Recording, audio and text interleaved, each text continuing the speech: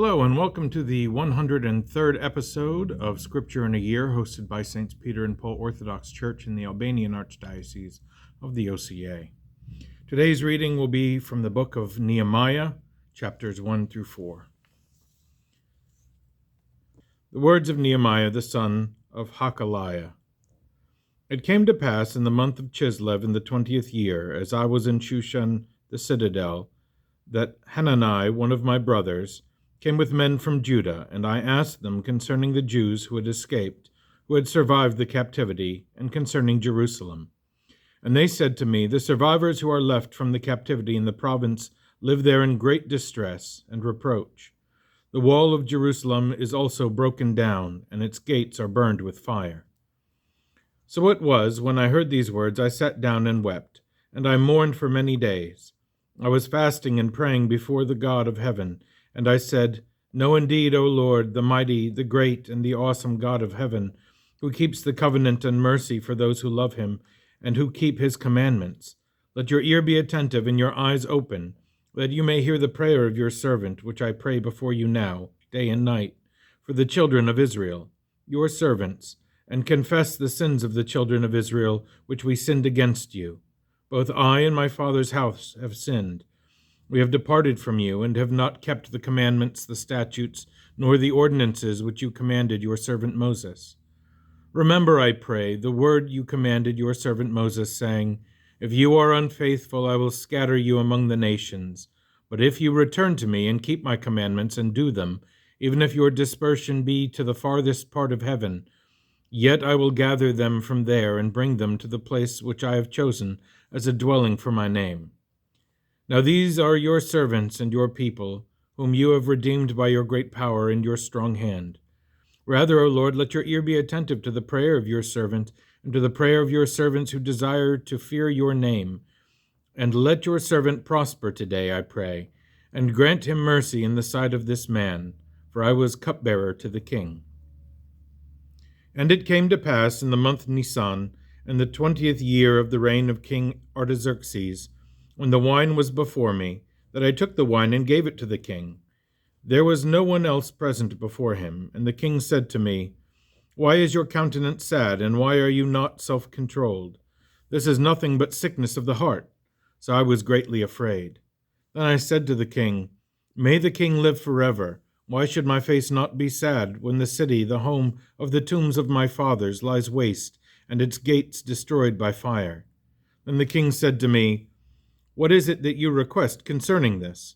So I prayed to the God of heaven, and I said to the king, If it pleases the king, and if your servant has found favor in your sight, send me to Judah, to the city of the tombs of my fathers, that I may rebuild it.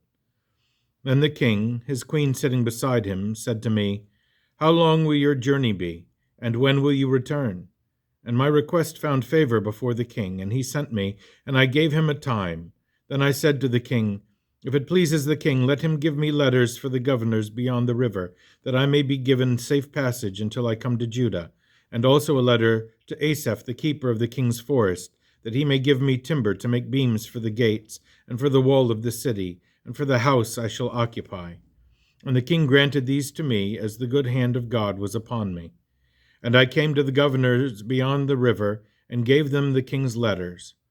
Now the king had sent captains of the army and horsemen with me, and for Sanballat the Horonite and Tobiah the Ammonite servant, it was distressing to them that a man had come to seek the well-being of the children of Israel.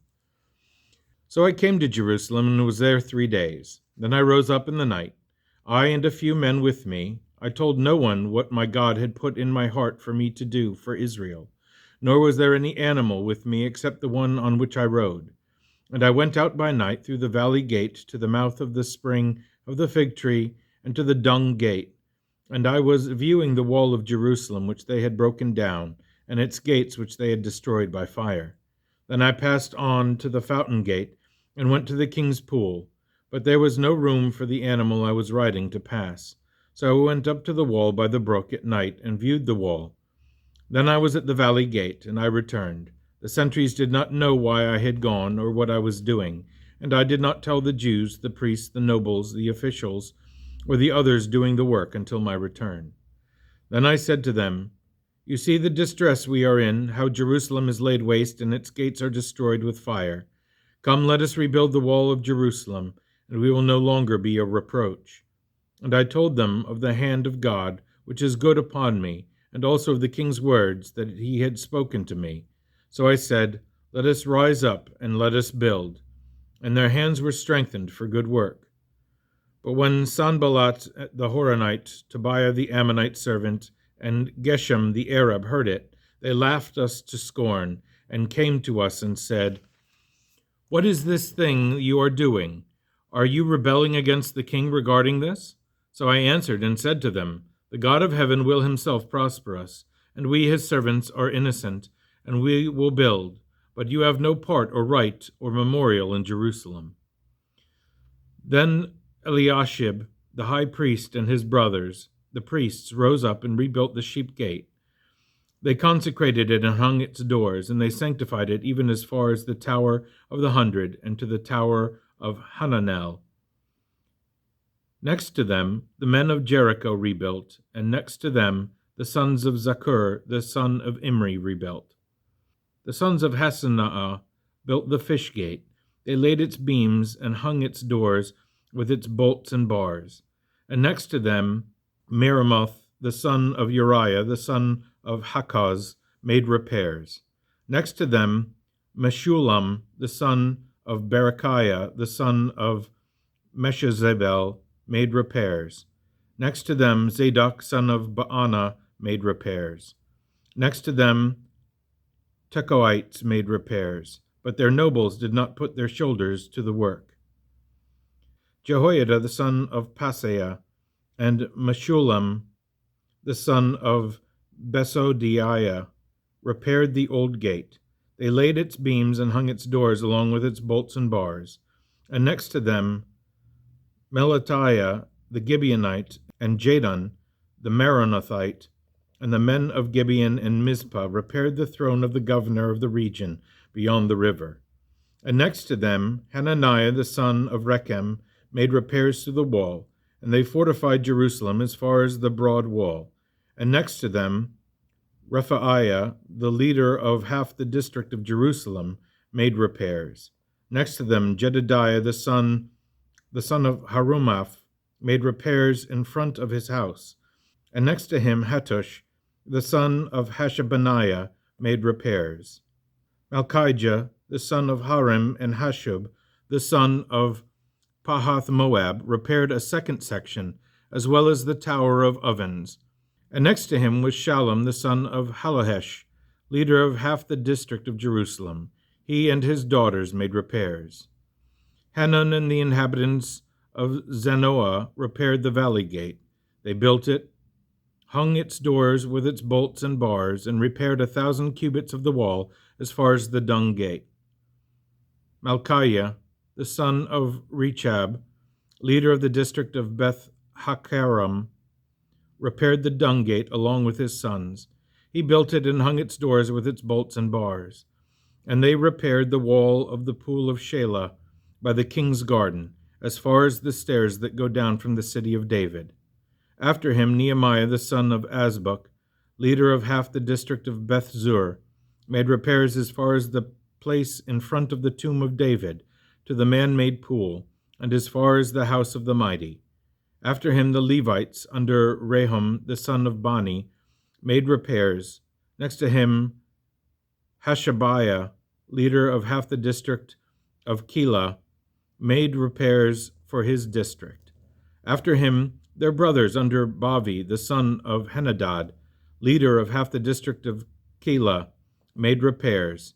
And next to him, Ezer, the son of Jeshua, the leader of Mizpah, repaired another section in front of the ascent to the armory at the buttress.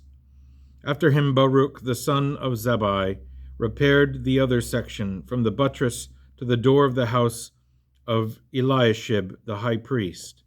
After him, Meremoth, the son of Uriah, the son of Koz, repaired another section from the door of the house of Eliashib to the end of the house of Eliashib. And after him the priests, the men of Akakar, made repairs. After him Benjamin and Hasub made repairs by their house. After them, Azariah the son of Maaseiah, the son of Ananiah, made repairs by his house. After him, Binnui the son of Henadad repaired another section, from the house of Azariah to the buttress, even as far as the corner. Palal the son of Uzai made repairs opposite the buttress and on the tower that projects from the king's upper house by the court of the prison.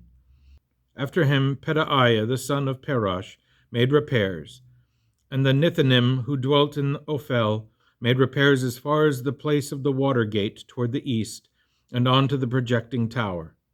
After them, the Tekoites repaired a second section next to the great projecting tower, as far as the wall of Ophel. Beyond the horse gate, the priests made repairs, each in front of his own house. After them, Zadok the son of Immer made repairs in front of his own house. After him, Shemaiah the son of Shechaniah, the keeper of the east gate, made repairs. After him, Hananiah the son of Shelemiah and Hanun, the sixth son of Zalaph, repaired another section. After him, Meshullam the son of Berechiah made repairs in front of his dwelling. After him, Malchiah the son of Seraphi made repairs as far as the house of the Nethinim and of the merchants, in front of the Mifkad gate, and as far as the upper chamber at the corner. And between the upper chamber to the corner and the sheep gate, the bronze workers and the merchants made repairs. Now it came to pass, when Sanballat heard we were rebuilding the wall, he was distressed, and he was furious, and was mocking the Jews. And before his brothers and the army of Samaria he asked, "These Jews are rebuilding their city?"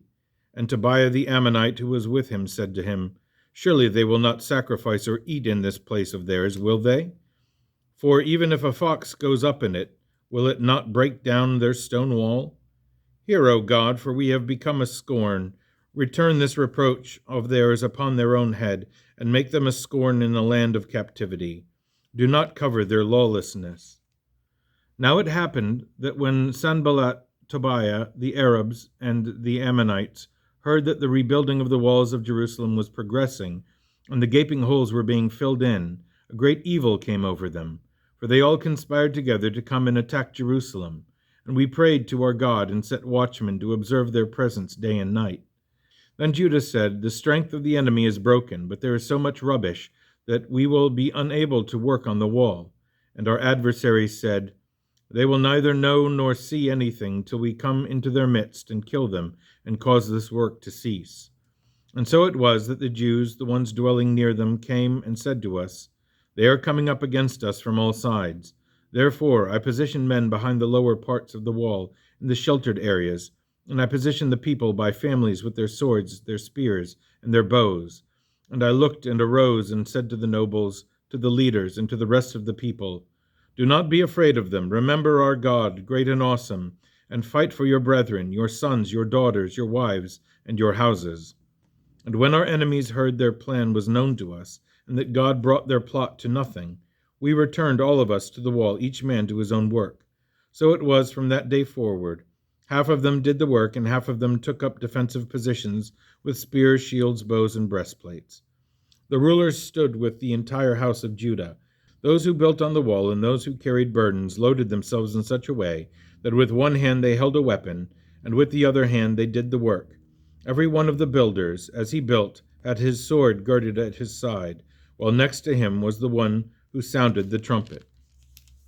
Then I said to the nobles, the rulers, and the rest of the people, "The work is great and extensive, and we are scattered across the entire wall, each man far from his brother. Therefore, wherever you are, when you hear the sound of the trumpet, rally together to meet us there. Our God will fight for us." So we labored in the work, while the other half of the men held spears from daybreak until the stars appeared. And at that time I said to the people, "Spend the night within the midst of Jerusalem. Let the night be a guard for you, and let the day be for work." And I was there along with the watchmen behind me, and there was not one man of us who removed his clothing. Here ends the reading for today.